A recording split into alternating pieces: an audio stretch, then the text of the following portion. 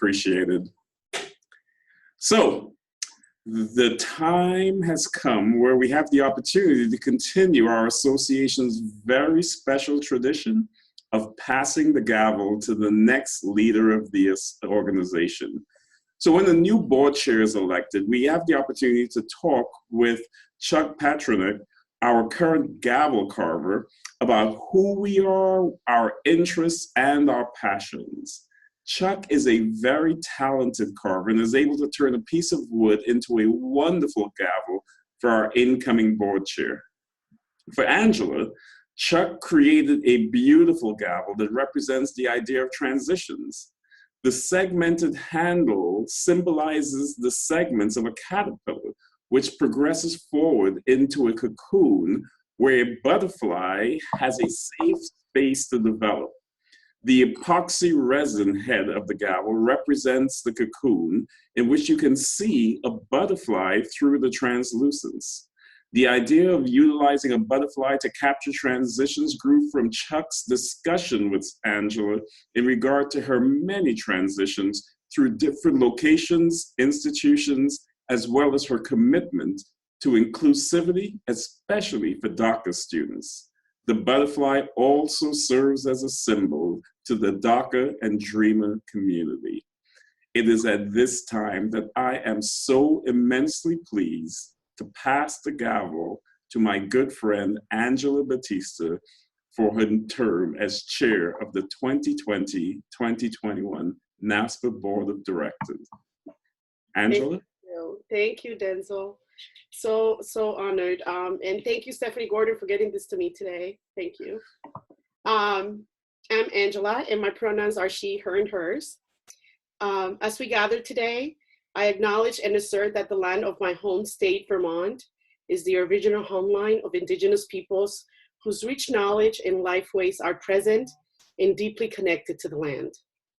The original inhabitants of the area that is now Vermont include the Abenaki tribe, the Mohican tribe, and the Massachusetts tribes.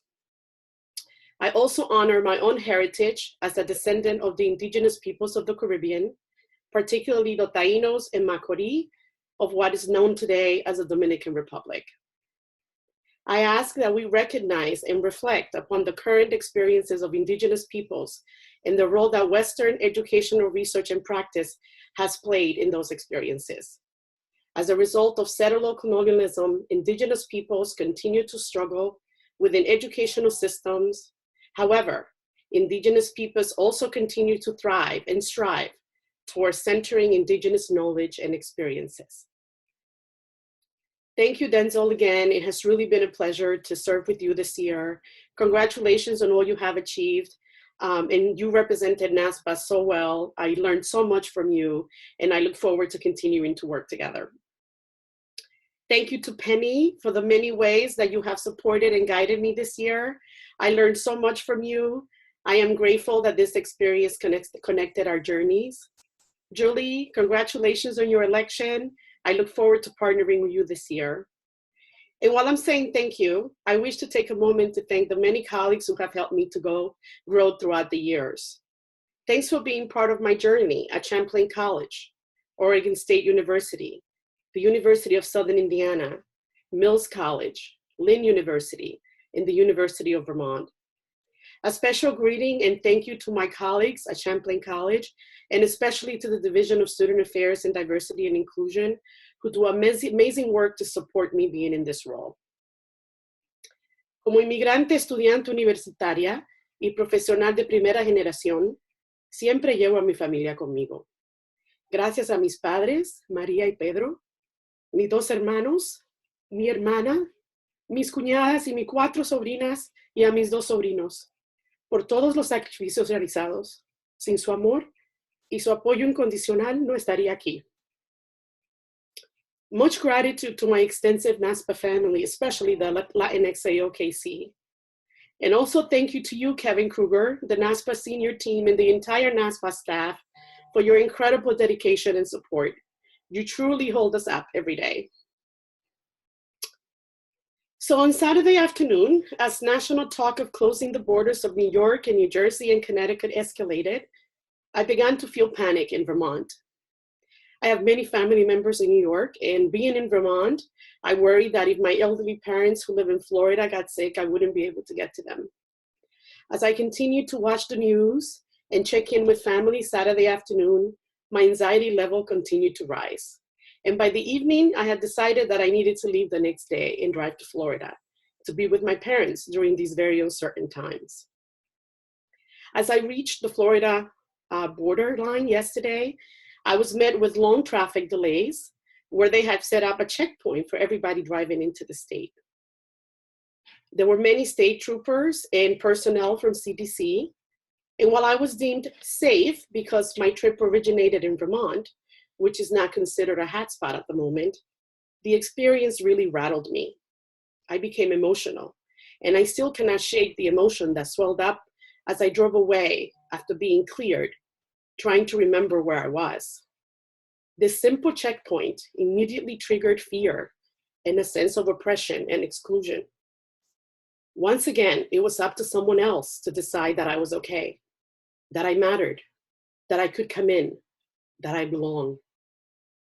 The coronavirus pandemic has changed our world in an instant.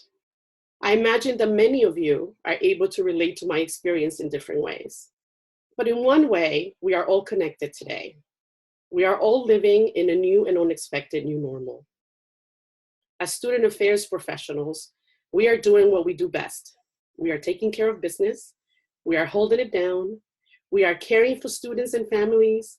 We are supporting faculty and staff, and we are finding new ways to engage with students. We are doing all this while also facing our own fears about the safety of loved ones and our own. We are doing this while dealing with disappointment and sadness about many things, including the fact that we are not able to gather together for NASPA in Austin today. So how do we keep going while facing a relentless state of emergency? This is the question that keeps me up these days. Student affairs professionals are at the center. We serve critical roles and help our institutions respond to challenges during emotional and impactful times. SA pros are the more essential than ever. We are the experts in helping communities to heal during and after difficult experiences. Our profession and our institutions do have difficult days ahead of us, but we can choose how we go through this experience. We can choose to lean into our expertise and familiarity with crises and emergencies to bring along our colleagues. We can choose to focus on creative ways to support students so they can finish their year successfully. We can choose to work intentionally to find ways to acknowledge and celebrate the achievements of all students, but especially those that we know have had to overcome great barriers to reach graduation day, a graduation day that they will not be able to enjoy. We have an opportunity to come together as we work to re-engage campus communities that were fractured overnight. These are indeed scary times for us all, at work and at home, but this is only the beginning of the journey. We will face difficult choices, and our profession may forever be changed by COVID-19, but we will get through this together. I recently recorded a short video for our Champlain College students, and I invited them to stay curious and open, to pay attention to what they discover about themselves every day, and not to forget about their sense of well-being. Right now, I encourage you to do the same. You must put your oxygen mask on first. Contradictions are often very true. And as student affairs professionals, we face great pressure daily to be in response mode, sometimes just putting one foot in front of the other.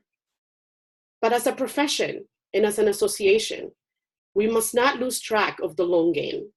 We must respond to current needs without losing track of what we need to be thinking about, planning, and reimagining for the future. Today, more than ever, our lives in the world of work are increasingly complex, and the student affairs profession is at a crossroads. We cannot hide behind privilege or systems that act as barriers to the unserved and underserved. So, how do we take care of ourselves with increasing demands to care for others? How do we sustain ourselves while being in nonstop crisis mode and with no end in sight? How do we stay focused on work that is essential to the advancement of our profession, of ourselves, and of our students? How do we leverage our expertise and talents to help bring our institutions through these difficult times? I suggest that one way we can manage these challenges is to practice appreciative leadership. So what does appreciative leadership look like anyway? Here's some thoughts for the appreciative leader of the 21st century based on the work of various experts in the field. Number one, the practice of presence requires an open-minded perception of what is. The practice of interconnectedness and relationship. It's about being profoundly connected to the whole, our community, and the world. The practice of humility, leaders who know they don't know. The practice of discipline, commitment, and focus on what is really important. The practice of courage, practicing all these concepts to connect, share, and co-create. The practice of integrity and authenticity is an endless search for who you really are and how you serve those entrusted to you. The practice of appreciation, appreciating what is contributed by others as part of the meaning making that is shared.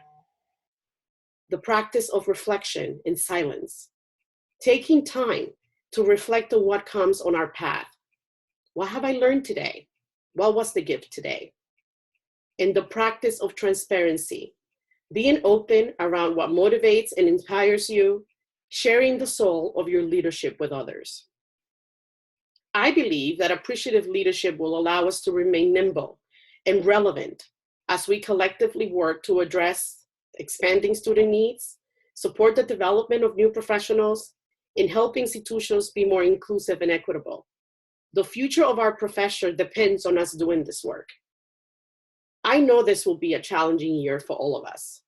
Yet, I remain excited about my role as chair and what we will do together. NASPA has been my professional home for my entire career, and I deeply believe in the value added by the association to the field and for us as practitioners.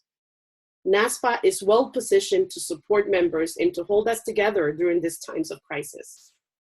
As Kevin Kruger himself told me a few days ago, we must continue our work. The issues that were important before COVID-19 remain critical, and perhaps more so today. Whether you care about racial equity and social justice, immigration, issues of access, or government policy, it is critical that we don't let go of our momentum now. I feel inspired to take an appreciative and curious approach in partnership with you, to continue to build on NASPA's strengths and to address ongoing priorities through collaboration and member engagement. I want to work intentionally with all our members and our NASPA staff to further enhance an inclusive experience through professional development and opportunities for meaning making. We need this as practitioners and as institutional leaders. So my focus this year will be on helping NASPA to remain relevant and responsive in the current national climate. In the post-COVID-19 world, like your campuses, NASPA will face difficult decisions. I am committed to working with Kevin and supporting the entire NASPA team during this challenging time. And though we may need to reevaluate and reset our immediate priorities, NASPA must also continue the work we have agreed is important. And that includes implementing the goals of the 2019-24 strategic plan, continuing ongoing work around graduate preparation programs, supporting senior student affairs officers as shifts continue in the VPSA role, exploring a new certification program, and enhancing NASPA's growing global engagement.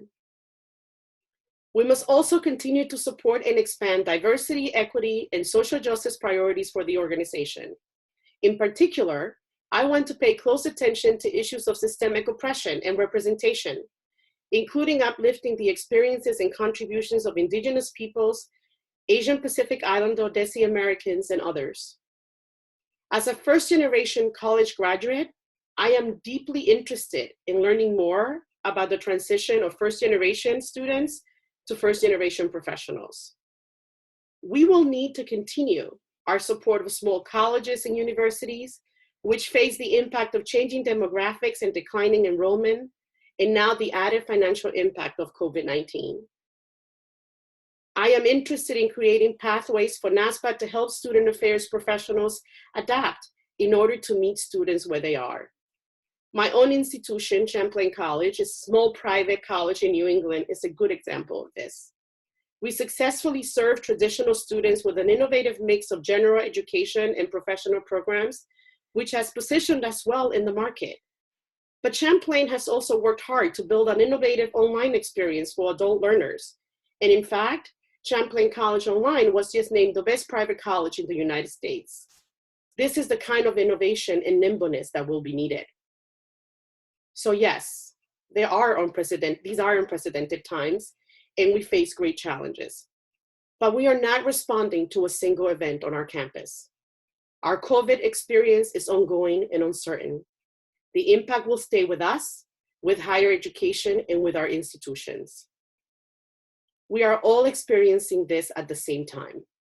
So let us take advantage of the sense of unity in that and support one another. Let us remember our expertise and experience as we move through these challenging times. Let us not lose sight of the work that student affairs needs to continue to do as a profession to meet the future and to support our own professional development and success. Let us remain open and aware of our own well-being as we take care of others. Let us work to strengthen our sense of curiosity and nurture an appreciative mindset. Let us center ourselves in the practice of appreciative leadership, responding to the needs of the day, but also looking for opportunities to build on our strengths for the future. There's a popular African proverb that I really like, and some of you may have heard. If you want to go quickly, go alone. If you want to go far, go together. I hope that you will join me in this important work. Let's go together. I look forward to engaging with you throughout this year. Thank you.